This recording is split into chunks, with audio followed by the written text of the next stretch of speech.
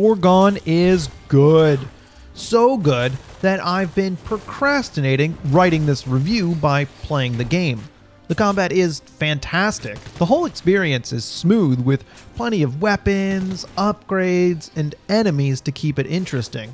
The story is weird though and probably won't satisfy anyone looking for something coherent. Anyway, you're playing as an Arbiter, a super soldier developed by scientists. There's a strange intro sequence that sorta explains your mission to go back and kill the Harrow at its source, whatever a Harrow is.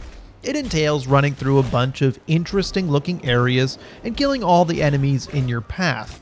I couldn't follow the story at all, even with the voice acting. The areas are interesting and the main character lends some credibility to the situation.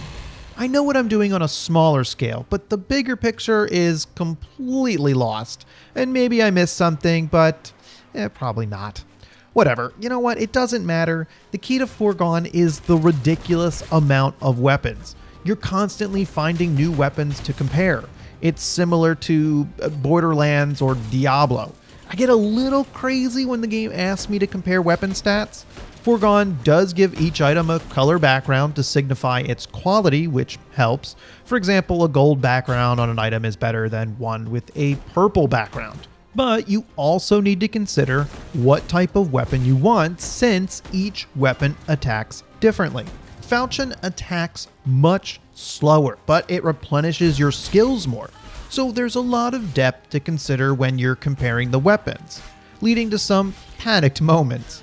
Do I choose the weapon I enjoy the attacks or select the weapon with better stats? Before moving on, I must mention the gunchucks. What an incredible idea for a weapon!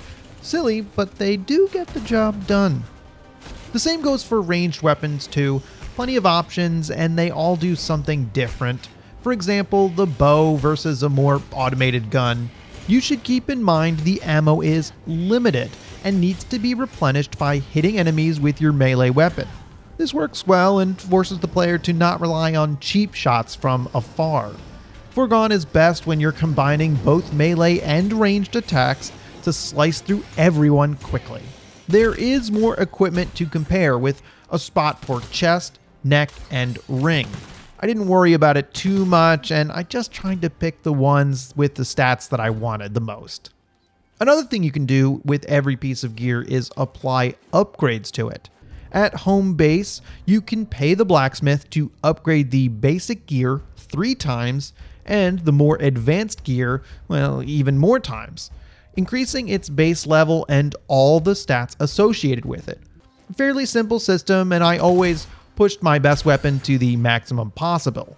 The money wasn't too much of an issue, but I did skimp on the accessory upgrading. Something interesting happened late in the game too. I got some daggers that I was able to upgrade to 199 DPS, which kinda broke the game, but since the combat is so good, I was still having a great time.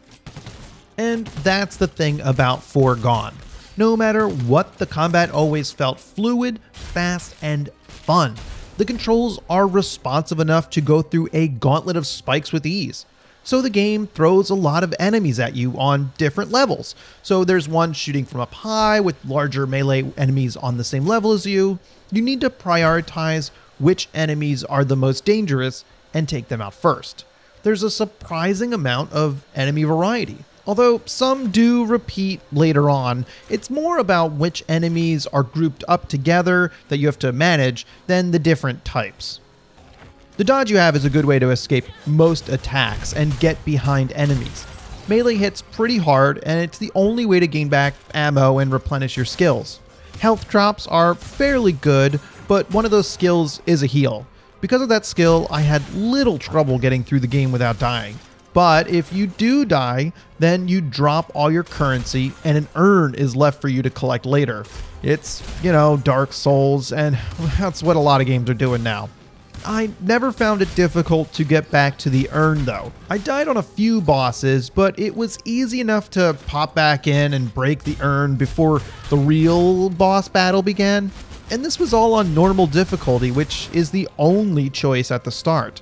There are 2 more difficulties if you want to push yourself while replaying the game, since that's when they unlock.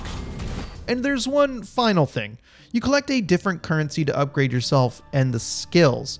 What's interesting is that each of the different sections has a branching point, but you must find an item in the game to start down the path. While those cannot be missed, you do have to make a choice since you can only choose one branch. But it gives the player a little leeway in selecting how they want to play. It's pretty good, and the choices are both workable and exclusive to a playstyle. I don't really miss the other branch. Oh, and I was just kidding. The art's the last part of the video. Haha! You probably knew that if you looked at the chapters. The art is excellent. There's not much to say. The animation has a stylized quality to it, and the particle effects are on point. There's so much variety in the backgrounds and settings, though. I really admire the background art the most in this game. It feels pretty good to traverse through the world. You're actually visiting new places. Overall, I had tons of fun playing Foregone. The levels remind me of Dead Cells, and the weapon comparisons have me hooked. I wish I could have played a higher difficulty from the start, since it ended up being pretty easy. This one really surprised me though. I hope people find it.